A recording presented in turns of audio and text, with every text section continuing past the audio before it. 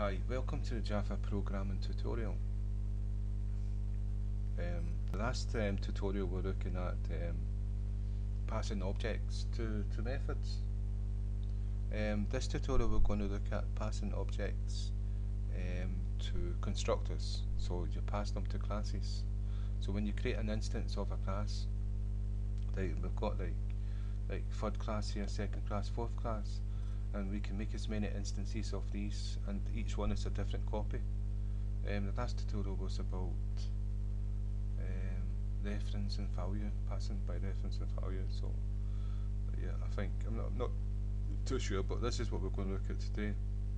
And so we're going to pass an object to a constructor, which is class.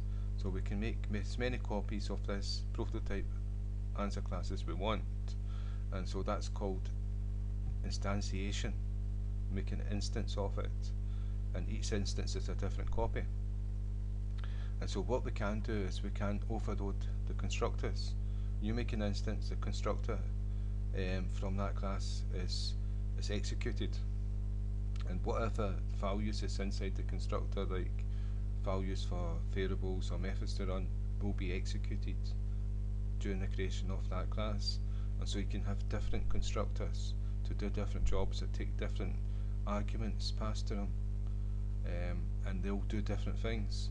So we've looked at passing like integers and strings and things like that to methods.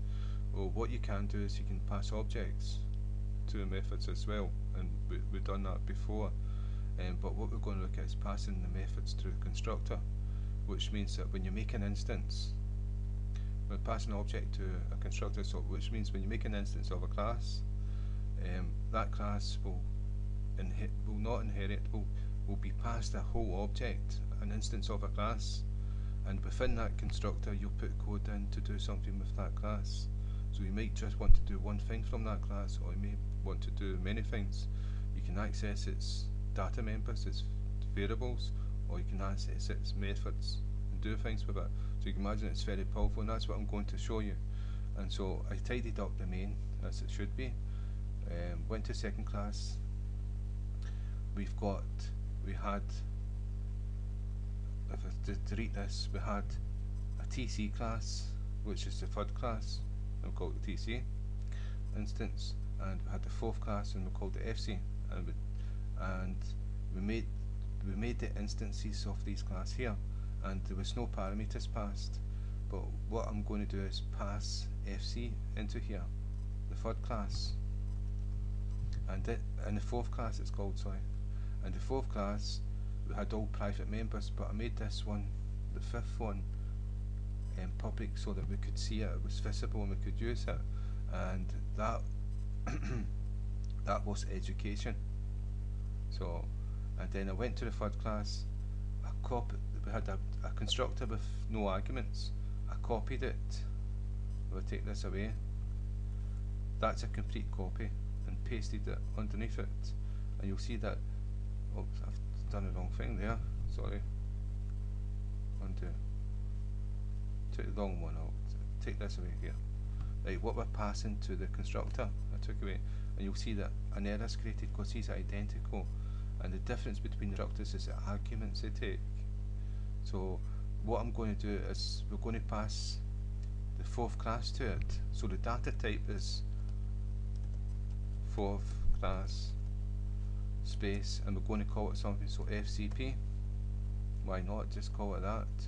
And I've already accessed TCP.5, and I'll show you if I do FCP dot, and you can see I've got a whole list of the methods, it's visible, and the data members, it's visible, and we've only got one that's visible because we only made one public, and that was name 5.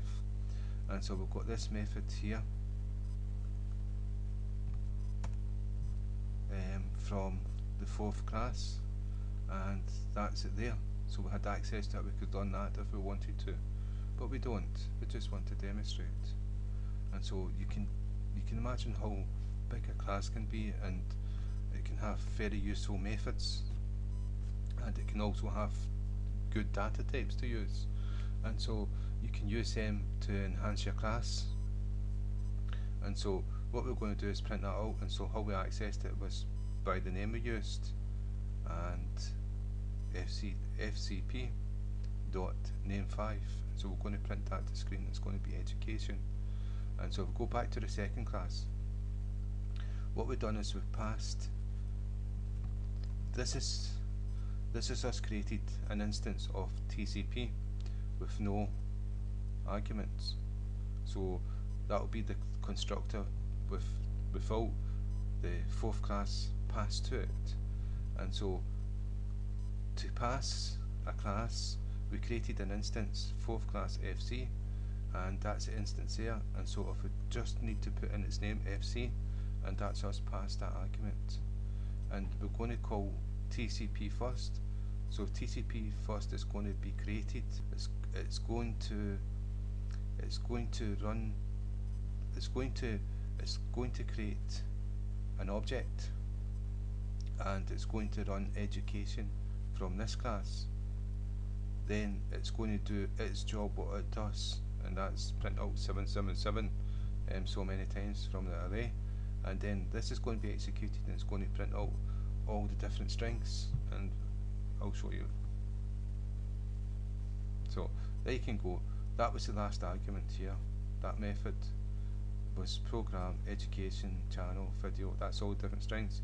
And then this one method from this class printed out 777 because that's what was in the array, the integer array.